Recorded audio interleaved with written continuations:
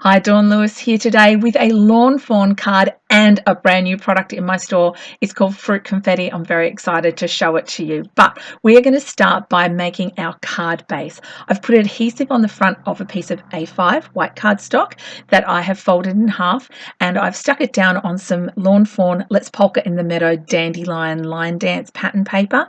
The little strip I cut off the side, I'm actually going to use that later on as a contrast strip, you know, waste not, want not. So I'm just prepping everything up with my double-sided tape, and I'll adhere it all later. Today I'm stamping with blending card. I'm using my Mini Misty because I'm working with Memento Tuxedo black ink. It just isn't super dark, so these days, now that I've got the Misty, I so love it. I'm stamping it twice to get a nice, really crisp black line. I'm also going to use the banana, the strawberries, and the blueberries that come with the So Smooth set, so we can put some fruit in our blender. It's such a cute, fun set. We're going to color it with copic markers, which is why we're working with blending card. Our berries are B34, B37, and B39. Very simple to color. The strawberries, the greenery uses G14, G16, and G19. And moving on to the strawberries, the actual berry is R32, R35, and R37. You could put little white dots on for the seeds if you wanted with a gel pen, but I'm not going to do that because I'm going to add a face. Our banana is Y13, Y15, Y17, and Y19. You could add a little brown if you want a brown stripes on your banana, but I went for yellow. We're colouring the glass on our blender with B0000 and B000 with a little colourless blender just to soften off those edges. I've chosen purple for our blender because it goes so nicely with yellow. They're complementary colours, and I'm using BV11, BV13 and BV17 to do my shading. Now once you work up to your darkest colour and then you work your way back down with your medium and then your light colour, you do lose sometimes that darker shadow, so I'll often go back and add it back in with the middle and the darker tones. Look at that, it makes all the difference. The other thing I'm adding to the blender is kind of a metallic look, just a subtle hint of silver for the knobs and the feet and the bracket where you sit your blender at C1 and C2 is all I'm using there. Nice and simple. So that's pretty much all our colouring. We're going to put it all together now. I've fussy cut this. I don't have the dies for this set, so I've just fussy cut it with some really sharp scissors and a blade to take the bit out between the handle.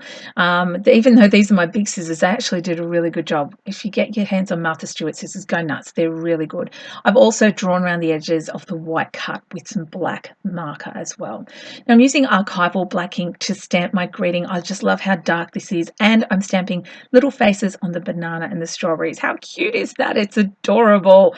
I've trimmed down my greeting to size. I'll put measurements on the blog for those who like exact measurements, but honestly I just do this all by eye, and you probably noticed this if you watch my videos, everything is by eye. So I'll mount it straight onto black, cut it so there's a nice even border, and just sort of playing around with how everything is going to look. I did decide to glue all the fruit down so they weren't just constantly sliding about the place, and I could handle the whole blender as just one piece instead of lots of pieces. This is just a paper doily from the dollar shop cut in half, and this is the fruit confetti. Oh my goodness, I am so excited about this fruit confetti. You use it just like sequins as you put them on a scatter on the card.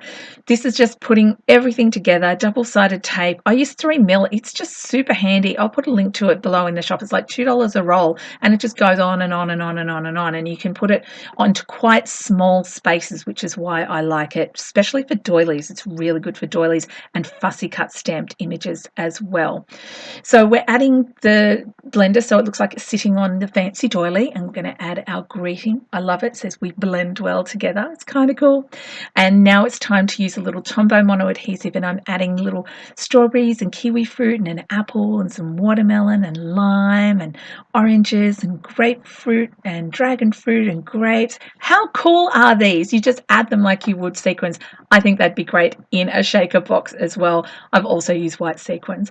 I hope you have enjoyed this little card project. If you're looking for Lawn Fawn in Australia, you can find it at dawnlewis.com.au. I'll pop a link to everything below. Thank you so much for watching. Thanks to those who subscribe. Hope you have a crafty day, and I'll see you next time. Bye for now.